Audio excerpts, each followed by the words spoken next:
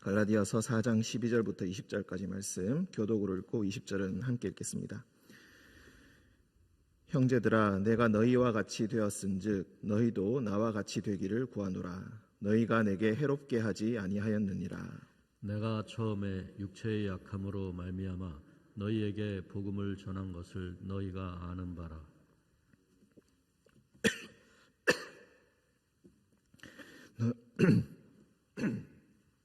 죄송합니다.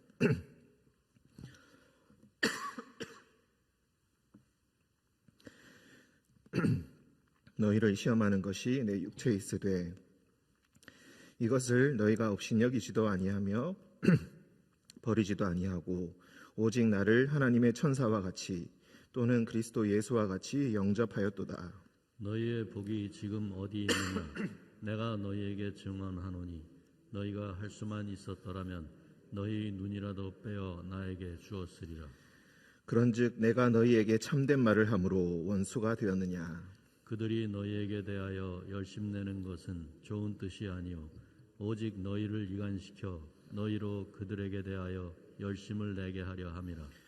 좋은 일에 대하여 열심으로 사모함을 받음은 내가 너희를 대하였을 때뿐 아니라 언제든지 좋으니라. 나의 자녀들아, 너희 속에 그리스도의 형상을 이루기까지 다시 너희를 위하여 해산하는 수고를 하노니. 함께 읽겠습니다. 내가 이제라도 너희와 함께 있어 내 언성을 높이려 함은 너희에 대하여 의혹이 있음이라. 아멘. 기도하겠습니다. 은총의 주님, 오늘 하루 주님께서 허락해 주시고 첫 시작을 말씀과 기도로 하게 하시니 감사합니다. 우리의 마음을 굳게 짓누르는 기도의 제목들, 우리의 마음의 아픔들, 고민들, 근심들, 걱정들 모두 다 이 새벽에 주님 앞에 내려놓고 주님께 호소하오니 주여 우리의 기도를 들으시고 주님의 거룩한 얼굴빛을 우리에게 비추어 주셔서 오늘 하루도 주님께서 주시는 평안 가운데 살아가게 도와주옵소서. 주님, 우리의 형제, 우리의 지인들, 우리의 사랑하는 가족을 위해서 기도하오니 주님께서 그 기도를 들으시고 주님께서 응답하여 주옵소서. 거룩하신 예수님의 이름으로 기도드립니다. 아멘. 4장 12절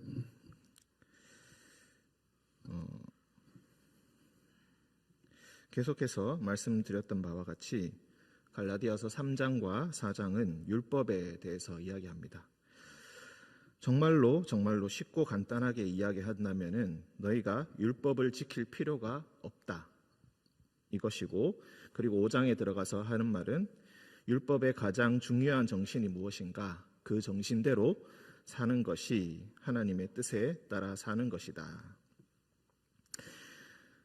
그래서 율법을 너희가 더 이상 지킬 필요가 없고 율법을 다시 지키고자 한다는 것은 너희가 자유인인데 다시 감옥으로 들어가고 싶어하는 것, 그리고 이제 장성한 성인인데 다시 초등교사 아래로 들어가는 것. 예전에 후견인과 청지기가 어렸을 때의 후견인과 청지기에게 다시 모든 것을 맡기고 그들에게로 어린아이와 같이 스스로는 아무것도 판단하지 아니하는 어린아이로 돌아가고자 하는 것, 이런 것에 계속 비유를 하면서 율법으로 돌아가지 말아라, 그렇게 이야기합니다. 대신에 그리스도께서 주신 그 복음을 따라서 목숨을 걸고 그 복음에 따라서 살아라 라고 이야기하는 것입니다. 12절의 의미가 바로 그런 의미입니다. 형제들아, 내가 너희와 같이 되었은즉. 바울은 원래 유대인 출신입니다. 물론 교포와 같이 디아스포라 유대인이라고 하죠. 다소에서 태어나서 자란 유대인이긴 하지만 유대인으로서 율법을 지키지 않고 율법을 버린다라는 것은 유대인들에게 큰 미움을 받는 행위입니다. 실제로 사도행전을 보시면은 이방 교회들에서 거둔 헌금을 가지고 예루살렘으로 올라갔을 때 저놈은 모세를 배신하고 율법을 지키지 말라고 얘기하는 그 바울이 아니냐 하면서 40여 명이 바울이 죽기 전까지는 내가 먹지도 마시지도 않겠다라고 결사대를 만들 정도로 바울이 이를 주장하여서 받는 분노 그리고 미움은 상상을 초월하는 무게였습니다. 하지만 하나님께서 나를 이방인의 사도로 삼으시고 이방인들에게 예수 그리스도의 도를 전하라고 하셨다. 율법을 지킨다는 것은 그 사람들에게 멍해를 지우는 것이고 불필요한 것이고 복음을 받아들이지 못하게 하는 것이기 때문에 율법을 지키지 않아도 괜찮다. 내가 너희와 같이 되었다라는 것은 무엇입니까? 갈라디아 교회 사람들은 원래부터 태생부터 이방인들입니다.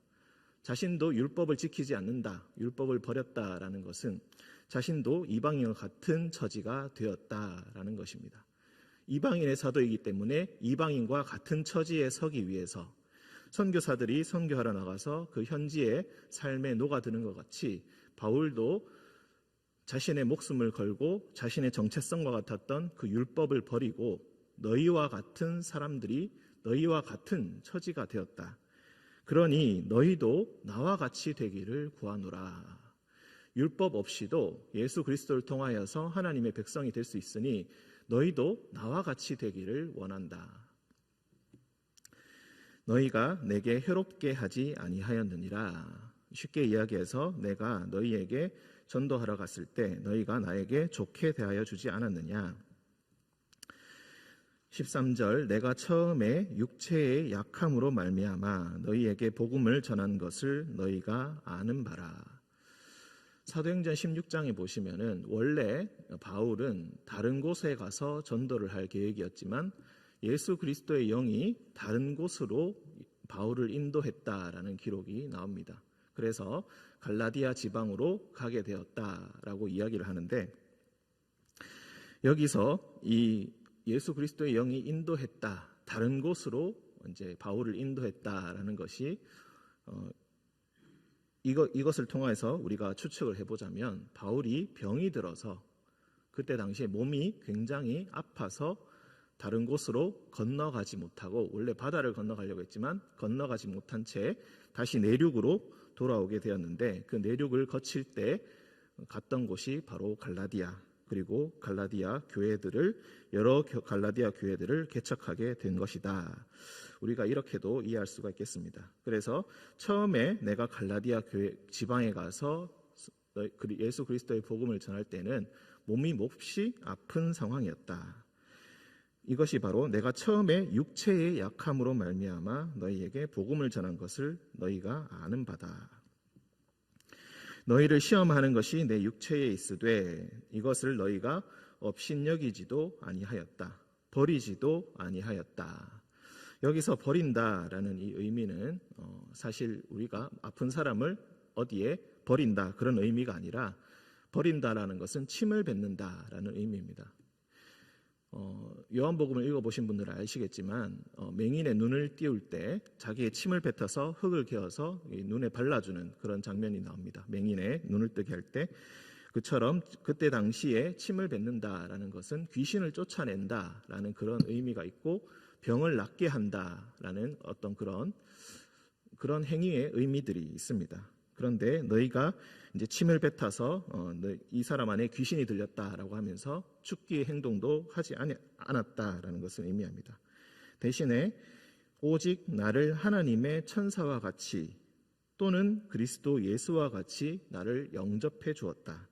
처음에 나를 귀하고 존귀하게 얼마나 잘 대해 주었는지 그때의 감사함이 아직도 있다. 그래서 시험하는 것이 육체에 있다라는 것에 이제 고린도 후서 12장에도 보시면 아시겠지만 분명히 하나님께서 나에게 내 육체에 가시를 주셨는데 그 사탄의 것이다.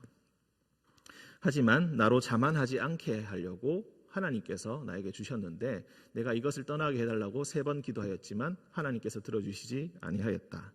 내가 이것을 통하여 깨달은 것은 약할 때 강하여짐이다. 우리가 찬양으로도 잘 알고 있는 그 내용입니다. 그래서 바울이 그런데 어디가 아픈지는 확실하게 이야기하지 않기 때문에 무엇을 얘기하는 것일까 다들 궁금해하고 그것을 탐구하는 사람들이 있습니다. 보통은 우리가 일반적으로는 아마도 바울은 간질병 환자였을 것이다 이렇게 이야기합니다. 요즘에야 간질병이 그냥 병이라는 것을 알고 있지만 간질병이 한 번씩 발작을 일으키게 되고 쓰러지기 때문에 아마도 그때 고대 사람들은 그것을 귀신 들렸다라고 판단을 했을 것입니다. 이때 귀신의 영이 이 사람을 사로잡아서 쓰러뜨리게 하고 거품을 나게 하고 입에서 거품이 흐르게 하고 이런 것을 보고 그리스도의 복음을 전하는 자로서 갑자기 쓰러져서 거품을 흘리는, 침을 흘리는 그런 행위들을 보였을 때 사람들이 어떻게 받아들였을 것인가? 이 사람은 귀신 들린 자가 아니냐? 이 사람 어떻게 믿고 우리가 복음을 받아들일 수 있겠는가? 이렇게 의심하지 아니하고 오히려 하나님의 천사처럼 그리스도 예수와 같이 영접해 주었다. 어떤 편견도 갖지 아니하고 그 사람을 있는 그대로 바울이 들고 전하여 온 그 복음의 소식 있는 모습 그대로를 받아들여주고 예수 그리스도의 자녀가 되기로 결단한 그런 사람들이 아니냐. 15절 너희의 복이 지금 어디 있느냐. 공동번역이나 새번역을 보시면은 여기서 복이라고 하지 아니하고 감격이라고 번역을 합니다. 너희의 감격이 지금 어디 있느냐. 옛날에 우리가 함께 복음의 소식을 나누면서 우리가 함께 느꼈던 그 복음의 감격이 지금 어디 있느냐. 우리가 처음 만났을 때 우리가 이 하나님의 복된 소식을 듣고 누렸던 그 뜨겁던 그 마음이 지금 어디로 갔느냐. 너희가 내가 너희에게 증언하노니 너희가 할 수만 있었더라면 너희의 눈이라도 빼어서 나에게 주었으리라. 그래서 혹자들은 이 구절을 두고 이제 바울이 아픈 것이 간질이 아니라 눈이 아팠을 것이다. 그러니 할 수만 있었더라면은 어떤 사람들은 바울을 위해서 눈 이식 수술이 있었다면은 눈이라도 빼어 주었을 것인데 그렇기 때문에 바울은 아마도 눈이 굉장히 좋지 않았을 것이다. 이렇게 추측을 하기도 합니다. 하지만 일반적으로 눈을 빼어준다는 것은 어떤 사람을 위해서 최선을 다한다. 마음을 다하여서 내 모든 것을 내어줄 그런 사랑으로 대한다. 그런 의미로 보통은 해석을 합니다. 너희가 할 수만 있었더라면 너희의 눈이라도 빼어서 나에게 주었으리라. 이 복음의 소식을 듣고 바울을 위해서 어떤 것도 행할 준비가 되어 있지 않았느냐. 우리가 한 형제 자매로서 연대감을 느끼고 우리가 하나됨을 느끼고 서로를 위해서 최선을 다하지 않았었느냐. 16절 그런즉 내가 너희에게 참된 말을 함으로 원수가 되었느냐. 내가 지금 너희가 다른 복음을 받아들이고 있고 너희가 지금 잘못되었다고 경고하고 있는데 내가 지금 이렇게 쓴 말을 하지만 참된 말을 하고 있기 때문에 너희가 지금 나를 원수처럼 대하느냐, 나를 멀리하느냐, 다른 복음의 소식을 듣고 이제 바울의 말은 따르지 않겠다고 그렇게 결단하고 있는 것이 아니냐. 17절 그들이 너희에게 대하여 열심내는 것은 좋은 뜻이 아니요 오직 너희를 이간시켜 너희로 그들에게 대하여 열심을 내게 하려 함이라. 다른 복음을 전하는 자들, 율법과 할례를 지키라고 강요하는 자들, 이 사람들은 너희를 진정으로 사랑해서 너희를 진짜로 위하여서 이렇게 이야기하는 것이 아니라 우리가 오늘날 말로 이야기하자면 즉 요즘에 유행하는 말로 하자면 가스라이팅이라는 말이 있습니다. 상대방을 지배하려고 여러 가지 행동과 여러 가지 반복되는 말을 통하여서 엉뚱한 것을 학습시키고 자신에게 종속시키려는 그런 모든 시도들을 의미하는데 그들도 똑같은 사람들이다라는 것입니다. 하나님께 대하여 열심을 내고 하나님의 진정한 뜻을 구하는 것이 아니라 그들 자신에게 율법을 잘 지켜야 한다면은 율법이 무엇인지 알아야 할 것이고 율법을 어떻게 해석하는지도 알아야 할 것입니다. 그래서 자신들에게 종속시키려 하는 것이지 너희를 하나님께 종속시키려 하는 게 아니다. 하나님의 자녀로 대해주려고 하는 것이 아니라 너희를 이간시키고 율법을 따르는 파를 만들고 교회를 분열시키고 그리고 자신들을 따르는 사람들을 충성하는 사람들을 만들려고 그런 나쁜 뜻을 가지고 말하고 있는 것이다. 18절 좋은 일에 대하여 열심으로 사모함을 받음은 내가 너희를 대하였을 때뿐 아니라 언제든지 좋으니라. 열심을 내는 것은 참으로 좋은 것이다. 율법을 우리 지킨다면 열심으로 사모한다는 것이 얼마나 쉽겠습니까? 율법을 지킬 필요가 없이 어떤 뚜렷한 형태가 없이 형제를 내 몸과 같이 사랑하라. 하나님을 온 몸과 온 마음을 다하여서 사랑하라라는 이런 추상적인 구절을 가지고 그리스도인으로서 삶을 살아가는 것보다는 율법을 지킨다면은 율법에 잘 믿는, 잘 따르는 그런 티가 분명히 나게 될 것이고 조금 더 쉽고 눈에 보이는 신앙생활을 하게 될 것인데, 하지만 율법에 대하여서 열심으로 사모하는 것은 좋지 않은 것이고 항상 좋은 일에 대하여 열심으로 사모함을 받는 것이 좋은 것이다. 율법에 대해서 엉뚱한 열심을 내고 엉뚱한 열성을 부리지 말아라. 19절 나의 자녀들아 너희 속에 그리스도의 형상을 이루기까지 다시 너희를 위하여 해산하는 수고를 하노니. 그리스도의 형상을 이루기까지 다시 너희를 위하여 해산하는 수고를 한다. 마치 바울이 교회의 어머니인 것처럼 그리스도의 형상을 이루어 놓았는데 너희 안에 너희 마음속에 내가 새겨 놓았는데 다른 복음이 들어와서 그것을 다 망쳐버렸구나. 이제 처음부터 다시 시작해야 한다. 율법을 지켜야 된다는 엉뚱한 열심, 분열되는 마음, 자신을 높이려는 그런 마음들, 교회 내에서 자신을 높이려는 그런 마음들이 율법을 지키는 것에 반영이 되는데 그런 것들을 다시 다 지우기까지는 다시 해산하는 수고를 할 만큼 또 힘든 여정을 걸어가야 한다. 그래서 내가 이제라도 너희와 함께 있어 내 언성을 높이려 함은 편지를 써서 다시 너희에게 경고하고 또 찾아가서 너희에게 경고하고 이런 모든 행동을 하려고 하는 것은 너희에 대하여 의혹이 있기 때문이다. 1장 6절에서 내가 첫 마디가 무엇입니까? 내가 너희를 참으로 이상하게 여기노라. 왜 벌써부터 예수 그리스도의 복음을 떠나서 다른 복음을 쫓고 있는가?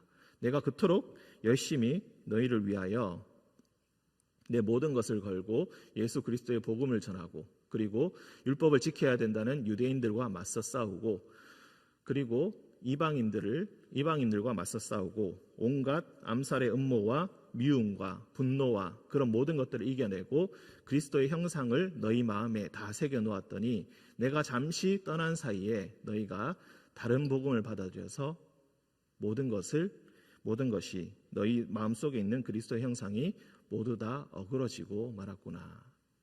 그들을 조심하여라. 그들은 진정으로 너희를 자유롭게 해주고자 함이 아니라 진정한 신앙인으로 만들고자 함이 아니라 단지 자신을 따르고 자신에게 충성하는 자를 만들기 위해서 지금 엉뚱한 열심을 내도록 너희에게 잘못된 열심을 부추기고 있는 것이다.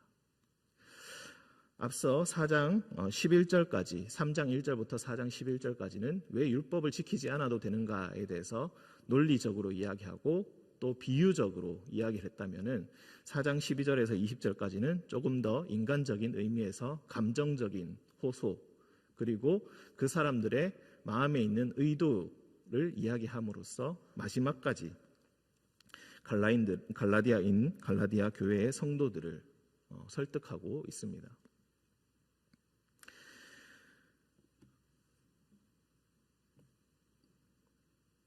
오늘 말씀을 통하여서 우리가 생각해 볼 수 있는 것은 잘못된 열심에 대해서 생각해 볼 수가 있겠습니다. 상당히 무거운 주제입니다. 우리가 교회 생활을 하거나 신앙 생활을 할 때에 어떤 주장이 대두되고 그 주장으로 인하여서 갈등할 때가 분명히 있습니다. 사실 따지고 보면 모두의 주장에 일리가 있을 때도 있습니다. 양쪽의 주장이 모두 다 일리가 있고 맞을 때가 있습니다. 하지만 교회를 분열시키고 서로의 형제 사이가 이간되는 일들이 그리고 형제 사이가 어그러지는 것이 그리하여 우리 속에 있는 그리스도의 형상이 흩어지는 것이 만약 그 주장의 결과라면 그것은 잘못된 열심이다. 구약에 있는 율법을 지키는 것이 마땅한 일이 아닌가. 그러니 너희도 율법을 지키고 할례를 받아라. 그들은 주장했습니다. 일리가 있다. 이렇게 하면 신앙생활 하는 것에 있어서 조금 더 까다로운 면도 있겠지만 분명히 더 편한 면도 있다. 이렇게 하면 좋지 않겠는가? 구약의 하나님의 말씀인데 마땅히 지켜야 하지 않겠는가? 분명히 일리가 있습니다. 하지만 바울은 소리 높여서 너희는 지금 다른 복음에 현혹되고 있다. 이 현혹에서 벗어나기 위해서 다시 해산하는 수고를 해야 할 만큼 이제 또 먼 길을 돌아가야 하지 않겠는가. 잘못된 열심에서 벗어나서 진정 좋은 일에 대한 열심을 내어라. 바울은 이야기합니다. 그리고 참된 말을 한다고 해서 나를 원수와 같이 대하지 말고 그 의도를 분명히 알고 진정으로 너희를 위하는 자, 진정으로 너희를 위한 복음, 진정으로 너희를 위한 복된 소식, 성경의 말씀을 전하는 자가 누구인지 너희가 올바로 분명하게 판단하고 행동하여라. 오늘 바울은 이렇게 하나님의 말씀을 우리에게 전하여 주고 있습니다. 우리의 상황이 어떠하든지 이 말씀을 따라서 올바로 분별하시고 올바른 열심을 내시는 여러분들 되시기를 주님의 이름으로 축원드립니다. 함께 기도하겠습니다. 은총의 주님,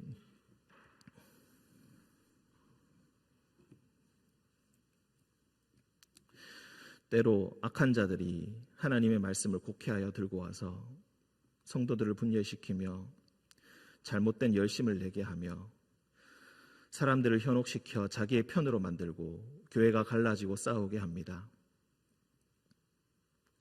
이 주장도 일리가 있다 주장하면서 형제들을 분열시키고 잘못된 곳으로 끌고 가고자 하는 악한 목자들도 있습니다. 주님, 날마다 새벽에 말씀을 묵상하며 우리의 뜻과 우리의 열심과 우리의 위치를 위하여서 말씀을 묵상하는 것이 아니라 끊임없이 우리 자신을 버리고 우리 자신의 모든 정욕과 탐심을 그리스도의 십자가에 못 박고 오직 예수 그리스도의 말씀에 그 복음의 소식에 온전히 우리의 몸과 마음을 집중하게 하시고 그것을 위하여서 열심을 내게 하시고 진정 좋은 일을 위하여 우리의 삶을 그리스도 예수 앞에 드리는 그런 삶을 오늘도 살아가게 하여 주옵소서. 우리는 연약하고 미약하고 어리석으니 주님 말씀으로 우리의 길을 비춰주시고 그 빛으로 따라갈 때에 그 말씀에 순종할 때에 주님 우리의 모든 삶의 어려움과 힘든 여건들을 이겨내고 마음의 현혹함과 연약함을 이겨내고 올바른 길을 걸어가는 우리 모든 성도님들 댁에 주님 인도하여 주옵소서. 거룩하신 예수님의 이름으로 기도드립니다. 아멘.